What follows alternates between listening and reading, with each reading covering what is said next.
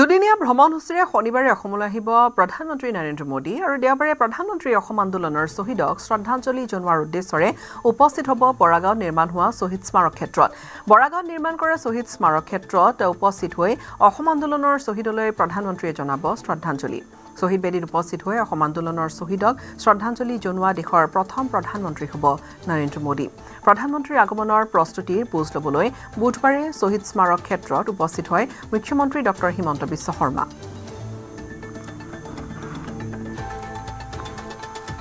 আৰু দেওবাৰে নামৰূপত অনুষ্ঠিত হ'বলগীয়া প্ৰধানমন্ত্ৰীৰ জনসভাক লৈ চলিছে ব্যাপক প্ৰস্তুতি। নামৰূপ সাৰ কাৰখানাৰ নতুন প্ৰকল্পৰ ভূমি পূজন আৰু আধাৰশিলাও স্থাপন কৰিব প্ৰধানমন্ত্ৰীগৰাকীয়ে। নামৰূপৰ সমীপৰ হাবজান গাঁও পথাৰত অনুষ্ঠিত হ'ব প্ৰধানমন্ত্ৰীৰ এই বিশাল জনসভা। ইতিমধ্যে সম্পূৰ্ণ হৈছে প্ৰস্তুতিৰ ৮০% কাম কাজ।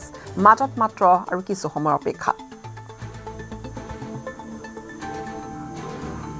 হয়, অহা ২১ ডিচেম্বৰ তাৰিখে দেশৰ প্ৰধানমন্ত্ৰী নৰেন্দ্ৰ মোদী নামৰূপত উপস্থিত হ'ব আৰু নামৰূপত উপস্থিত হৈ এই যি অসম ভেলী ফাৰ্টিলাইজাৰ কৰ্পৰেশ্যন লিমিটেডৰ যি প্ৰকল্প কামৰ তেখেতে আধাৰশিলা ইয়াত স্থাপন কৰিব। মই সঠিক সামগ্ৰিক দৃশ্য দেখুৱাবলৈ অনুৰোধ কৰিছোঁ। এই ২১ ডিচেম্বৰলৈ মাজত মাত্ৰ 2টা দিন থকাৰ অৱস্থাত এতিয়া এনেদৰে এক যুদ্ধংদেখী পৰিৱেশ আচলতে দেখা গৈছে। নামৰূপৰ সমীপত যি হাবজান পথাৰ আছে, হাবজান পথাৰত যুদ্ধংদেখী পৰিৱেশ দেখা পোৱা গৈছে। ইয়াত দিনে নিশাই আচলতে যি শ্ৰমিকসকল তেওঁলোকে ইয়াত কাম কৰাত ব্যস্ত হৈ পৰিছে। প্ৰায় 100ৰো অধিক আপোনাৰ ডাম্পাৰ আৰু জেচিবি ইয়াত দিনে নিশাই ইয়াত তেওঁলোকে কামত নিয়োজিত হৈ আছে। আৰু এটা কথা ক'ব লাগিব, প্ৰধানমন্ত্ৰীগৰাকী যি সুৰক্ষা ক্ষেত্ৰ ইয়াত দিশটো আচলতে বিশেষভাৱে নজৰ ৰখা হৈছে আৰু ইয়াৰ স্নিপাৰ ডগ আৰু মেটেল ডিটেক্টৰৰ সহায়ত যি নিৰাপত্তাৰক্ষী আৰু যি NSG কমাণ্ডো আছে তেওঁলোকে তন্নতন্নকৈ আচলতে তেওঁলোকে পৰীক্ষা কৰিছে যাতে নিৰাপত্তাৰ দিশটো যাতে কোনো ধৰণৰ ত্ৰুটি থাকি যাব নোৱাৰে তাৰ বাবে তেওঁলোকে নজৰ ৰাখিছে। আৰু এটা কথা ক'ব লাগিব, এই যি মূল মণ্ডপ 140 বিঘা মাটি সামৰি আচলতে মূল মণ্ডপটো তৈয়াৰ কৰা হৈছে। সমান্তৰালকৈ প্ৰায় 40 বিঘা মাটি সামৰি যি 3খনকৈ আছে হেলিপেড ইয়াত নিৰ্মাণ কৰি থকা হৈছে। আৰু এইদৰে ইয়াত যি 3খনকৈ হেলিপেড 40 বিঘা মাটি সামৰি তেওঁলোকে নিৰ্মাণ কৰি থকা হৈছে। আৰু এই হেলিপেডৰ পৰা যিটো পথ আছে, মই যদি দেখুৱাবলৈ চেষ্টা কৰিছোঁ, এই যিটো পথ আপুনি দেখা পাইছে, এই পথেদি আচলতে যি বাৰেৰহণীয়া সাংস্কৃতিক যি অনুষ্ঠান থাকিব তাৰ অনুষ্ঠানৰ মাজেৰে প্ৰধানমন্ত্ৰী মোদী গৈ উপস্থিত হ'ব মূল মণ্ডপতে। আৰু এই মূল মণ্ডপতে যি জনসভা আছে, এই জনসভাত তেওঁ যি উপস্থিত যি ৰাইজক তেওঁ ভাষণ প্ৰদান কৰিব। আৰু প্ৰধানমন্ত্ৰীৰ অসম ভ্ৰমণক আদৰণি জনাইছে সদৌ অসম ছাত্ৰ সন্থাই। বুধবাৰে নাহৰকটীয়াত সংবাদ মাধ্যমৰ আগত আছুৰ সাধাৰণ সম্পাদক সমীৰণ ফুকনে প্ৰধানমন্ত্ৰীৰ অসম আগমনক আদৰণি জনায়। ৮৬০গৰাকী ব্যক্তিয়ে শ্বহীদ বৰণ কৰাৰ মূলত আছিল এখন বিদেশীমুক্ত অসম গঢ়া। গতিকে ৰাজ্য চৰকাৰে যিদৰে শ্বহীদক সন্মান জনাই শ্বহীদ স্মাৰক নিৰ্মাণ কৰিছে, সমান্তৰালভাৱে এখন বিদেশীমুক্ত অসম গঢ়িবলৈ দাবী উত্থাপন কৰে। অসমৰ পৰা অচিনাকি মানুহ বিতাড়িত কৰিব লাগিব।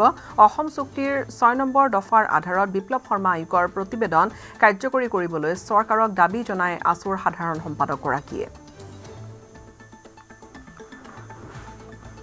৮৬০গৰাকী ব্যক্তি শ্বহীদ হৈছিল। সেইসকলে শ্বহীদ বৰণ কৰাৰ মূল লক্ষ্য আছিল এখন বিদেশীমুক্ত অসম গঢ়াৰ বাবে। আৰু সেই বিদেশীমুক্ত অসম গঢ়াৰ যি প্ৰক্ৰিয়া, সেই প্ৰক্ৰিয়াটো ত্বৰান্বিত কৰিবৰ কাৰণে আমি চৰকাৰক দাবী উত্থাপন কৰিছোঁ। বিভিন্ন সময়ত মুখ্যমন্ত্ৰীগৰাকীৰ মুখেৰে বক্তব্য প্ৰকাশ পাই আহিছে যে অচিনাকি লোকৰ আগমন ঘটিছে, অচিনাকি লোকেৰে অসমখন ভৰি পৰিছে। এতিয়া আমি বজাৰ পথাৰ সমান্তৰালভাৱে আত্মসংস্থাপনবিলাকো আমাৰ হ'ব লাগিব। সেই দাবী আমি সদৌ অসম ছাত্ৰ সন্থাই উত্থাপন কৰিছোঁ। অসম চুক্তিৰ প্ৰতিটো দফা আখৰে আখৰে ৰূপায়ণ কৰাৰ লগতে অসম চুক্তিৰ ৬ নং দফাৰ আধাৰত কেন্দ্ৰৰ গৃহ বিভাগে গঠন কৰি দিয়া অৱসৰপ্ৰাপ্ত ন্যায়াধীশ বিপ্লৱ কুমাৰ শৰ্মা আয়োগৰ যি প্ৰতিবেদন, সেই প্ৰতিবেদনৰ ভিত্তিত খিলঞ্জীয়া মানুহৰ সাংবিধানিক ৰক্ষা কৱচ প্ৰদানৰ দাবীটো পুনৰবাৰ উত্থাপন কৰিছোঁ। প্ৰধানমন্ত্ৰী ডাঙৰীয়া আহিব, আমি শ্বহীদসকললৈ শ্ৰদ্ধাঞ্জলি জনাব, আমি আদৰণি জনাইছোঁ। তাৰ সমান্তৰালভাৱে চুক্তিৰ ৰূপায়ণ, খিলঞ্জীয়াক সাংবিধানিক ৰক্ষা কৱচ আৰু বিদেশীমুক্ত অসমখন গঢ়িবৰ কাৰণে চৰকাৰে যি পদক্ষেপ গ্ৰহণ কৰিব লগা আছে, পদক্ষেপ ল'বৰ কাৰণে আমি আহ্বান জনাইছোঁ। নদী পৰ্যটনৰ ক্ষেত্ৰত আমূল পৰিৱৰ্তনৰ আশাৰে গ্ৰহণ কৰা হৈছে এক বিশেষ পদক্ষেপ। অহা ২০ ডিচেম্বৰত অসমলৈ আহিব দেশৰ প্ৰধানমন্ত্ৰী নৰেন্দ্ৰ মোদী। ভঁৰাল লুইতৰ বুকুত মহানগৰীৰ শিক্ষাৰ্থীৰে মত বিনিময় কৰিব প্ৰধানমন্ত্ৰীয়ে। লুইতৰ বুকুত হ'ব পৰীক্ষা পে চৰ্চা। প্ৰধানমন্ত্ৰীয়ে পাৰ কৰিব লুইতৰ মাজত ১ ঘণ্টা। শিক্ষাৰ্থীৰে কৰিব মত বিনিময় প্ৰধানমন্ত্ৰীয়ে। লুইতৰ বুকুত দেশৰ প্ৰধানমন্ত্ৰীগৰাকীয়ে প্ৰথমবাৰৰ বাবে তেখেতে পৰীক্ষা পে চৰ্চা কৰিব আৰু দেশৰ প্ৰধানমন্ত্ৰীগৰাকীৰ এই আগমনে সঁচা অৰ্থত ক'ব পাৰি নদী পৰ্যটনৰ ক্ষেত্ৰত এটা নতুন মাত্ৰা বহন কৰিব এই কথাখিনি এক প্ৰকাৰ নিশ্চিত 20 আৰু 21 ডিচেম্বৰত দুদিনীয়া ভ্ৰমণসূচীৰে অসমলৈ আহিব দেশৰ প্ৰধানমন্ত্ৰী নৰেন্দ্ৰ মোদী প্ৰধানমন্ত্ৰী নৰেন্দ্ৰ মোদীয়ে প্ৰথম দিনা উদ্বোধন কৰিব গুৱাহাটী লোকপ্ৰিয় গোপীনাথ বৰদলৈ বিমান বন্দৰৰ নতুন টাৰ্মিনেল তাৰ পাছতে ৰাজহুৱা এখন সভাত উপস্থিত থাকি আবেলি অংশ ল'ব এক বিশাল ৰোড শ্ব'ত প্ৰথম দিনৰ কাৰ্যসূচীৰ অন্তত দ্বিতীয় দিনা প্ৰধানমন্ত্ৰী মোদীৰ প্ৰথমটো কাৰ্যসূচী হ'ব ব্ৰহ্মপুত্ৰৰ মাজত পৰীক্ষা পে চৰ্চা চৰাইদেউ দ্বিতীয় জাহাজখনেৰে উপভোগ কৰিব লুইতৰ বিশাল সৌন্দৰ্য লগতে মহানগৰীৰ আগশাৰীৰ কেইবাখনো শিক্ষানুষ্ঠানৰ 20ৰ পৰা 30 গৰাকী শিক্ষাৰ্থীৰে মত বিনিময় কৰিব প্ৰধানমন্ত্ৰীয়ে